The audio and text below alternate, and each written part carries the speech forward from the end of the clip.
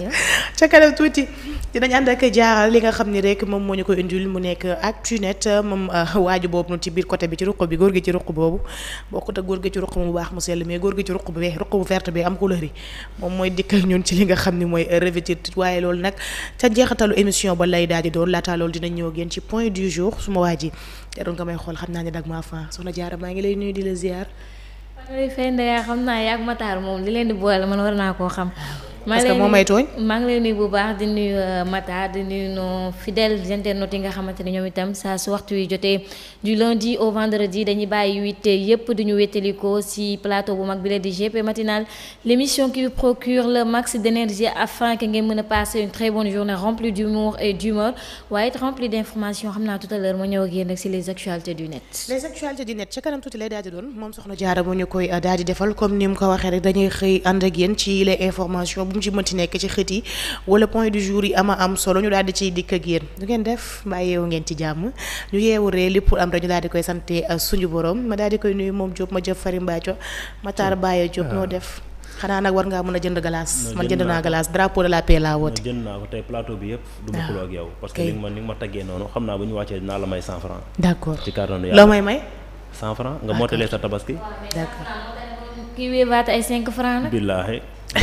moo tane mais maa ngi defal ñooñu pip mais maa ngi lay nuyu Ndeya di nuyu Soxna Diarra di nuyu également ñi nga xam ne ñoo ñuy seetaan ci Xaas TV chaque matin ñu ànd ak ñoom ci GP Matinal ngir digtal leen lépp loo xam ne rek moom moo fi ruus ci wàllum xibaar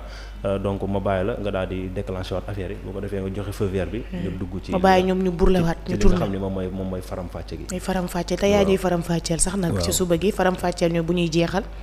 digg bi sax boo moytul faram-fàcceel ñu yàlla baax na lu ne mën na xew ci diggante bi nan la ñuy def ñu faree côté régime moo xam Moussa Boubacar madame Wade Fatmata Fofana yéen ñëpp ñu ngi leen di béggee bu baax a baax seeni sama xarit bi maa ngi koy nuyu seeni bi ci kër gi seeni rek a jara nuyu ci kër gi seeni borom ndégg yi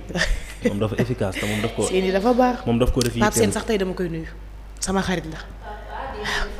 dem ba pare daf maa defal teraanga buñ la ko ñu defal dañ koy wax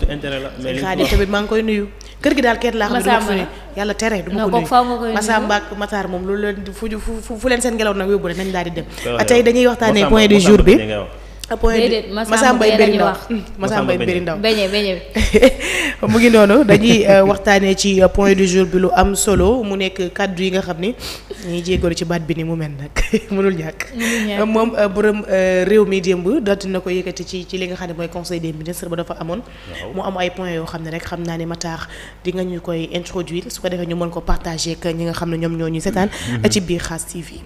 ok Ndeya merci beaucoup comme ni nga ko waxee rek démb dañ doon tenir le conseil des ministres foofu la ca palais de la République le chef de l'État son excellence monsieur Bassirou Diomaye Faye a présidé ce mercredi 12 juin 2024 la réunion hebdomadaire du conseil des ministres au palais de la République. Le président de la République a entamé sa communication sur l'annonce de la première extraction du pétrole du champ de Sangomar, faisant du Sénégal un pays producteur de pétrole depuis le 11 juin 2024. Pour le chef de l'État, c'est un moment historique et un pas important qui vient d'être franchi par notre pays dans sa quête de souveraineté énergétique. Le président de la République a félicité le gouvernement, notamment le ministre de l'Énergie, du pétrole et des mines, mais également le groupe Petrosen, le partenaire Woodside Energy et tous ceux qui ont contribué à la réalisation de ce projet entamé en 2020. Le chef de l'État a demandé au Premier ministre et à l'ensemble du gouvernement de veiller à l'exploitation optimale et transparente des ressources nationales pétrolières et gazières au profit de l'économie nationale et des générations actuelles et futures. Dans la foulée, le président de la République a annoncé la tenue prochaine d'une session du comité d'orientation stratégique du pétrole et du gaz COS-Petrogaz, dont la composition sera révisée. L'objectif de cette session sera d'actualiser la stratégie nationale de développement et d'exploitation des ressources pétrolières et gazières, tout en veillant à la bonne répartition et à l'encadrement de la gestion des recettes issues de l'exploitation des hydrocarbures. Sur un autre registre, le chef de l'État a rappelé au gouvernement que la cherté du coût de la vie demeure une préoccupation majeure de nos compatriotes. Il a salué le travail méthodique et serein entrepris depuis le 2 avril 2024 par le gouvernement sous la direction du Premier ministre avec tous les acteurs économiques et sociaux concernés afin de trouver des solutions rapides, soutenables et durables pour alléger le coût de la vie et augmenter le pouvoir d'achat des ménages. À cet égard, le président de la République a demandé au Premier ministre de procéder dans les meilleurs délais à l'annonce des décisions prises par le gouvernement pour baisser les prix de certains produits et services de consommation courante. Il a également invité le gouvernement à prendre toutes les dispositions pour l'application effective des prix homologués qui seront annoncés. Évoquant la célébration proche de la fête de Tabaski, le chef de l'État a saisi l'occasion pour adresser d'avance ses chaleureuses félicitations et ses meilleurs vœux à la Oumma islamique et à la communauté musulmane du Sénégal en particulier. Il a appelé l'ensemble de la nation à prier pour un Sénégal de paix, de justice et de prospérité dans la solidarité. Le président de la République a demandé au gouvernement, notamment au ministre de l'Intérieur, de prendre toutes les dispositions pour la bonne organisation des cérémonies de prière sur l'étendue du territoire national. Il a informé le Conseil qu'il participera à la prière de la Tabaski à la grande mosquée de Dakar. Abordant la question de la souveraineté numérique du Sénégal, le président de la République a demandé au gouvernement de procéder à l'actualisation du cadre juridique du secteur des télécommunications et du numérique et au renforcement de l'aménagement numérique du territoire, favorisant l'accès universel à la téléphonie et à l'Internet de qualité sur l'ensemble du territoire national. Il a rappelé à cet effet l'urgence de la relance des activités et du suivi de la gouvernance du Fonds de développement du service universel des télécommunications. Le chef de l'État a également demandé au gouvernement d'œuvrer pour une bonne maîtrise du patrimoine numérique du Sénégal et de mettre en place un modèle de gouvernance adapté des infrastructures numériques publiques ainsi que des données. À ce titre, il a demandé au ministre en charge du numérique de finaliser le nouveau cadre législatif relatif aux données personnelles et à l'encadrement de l'hébergement des données nationales. Le président de la République a par ailleurs invité le Premier ministre et le ministre en charge des télécommunications et du numérique à accélérer la digitalisation intégrale des administrations et la définition d'une stratégie nationale avancée de cybersécurité afin de renforcer la confiance dans le secteur numérique. Le chef de l'État a en outre demandé au gouvernement d'accompagner davantage les entreprises privées du secteur du numérique en vue de développer l'entrepreneuriat numérique, les start-up en particulier, source d'innovation et de création massive d'emplois nouveaux dans plusieurs branches d'activité. Le président de la République a aussi exhorté le Premier ministre à réhabiliter le Conseil national du numérique, cadre institutionnel majeur de partenariat public-privé pour accentuer le développement de l'économie numérique et la souveraineté numérique du Sénégal. Parlant de la gestion du patrimoine des archives nationales, le chef de l'État a indiqué la nécessité pour le gouvernement de réfléchir à la mise en œuvre dès cette année d'un programme national pour assurer la conservation optimale et le développement des archives du Sénégal. Ce programme d'envergure doit accorder une place primordiale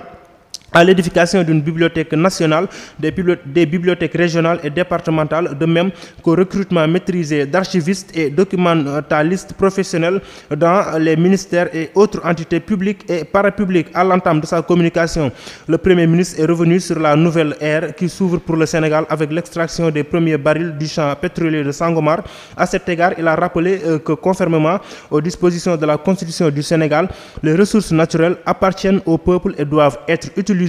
pour l'amélioration de ses conditions de vie. Sous ce rapport, le gouvernement procédera à une transition juste qui favoriserait le développement durable et inclusif au plan socio-économique et environnemental. Le Premier ministre a indiqué que la vigilance devrait être de mise. Dans ce cadre, l'intelligence artificielle sera mise aux contributions pour l'amélioration de la gestion de ces ressources, notamment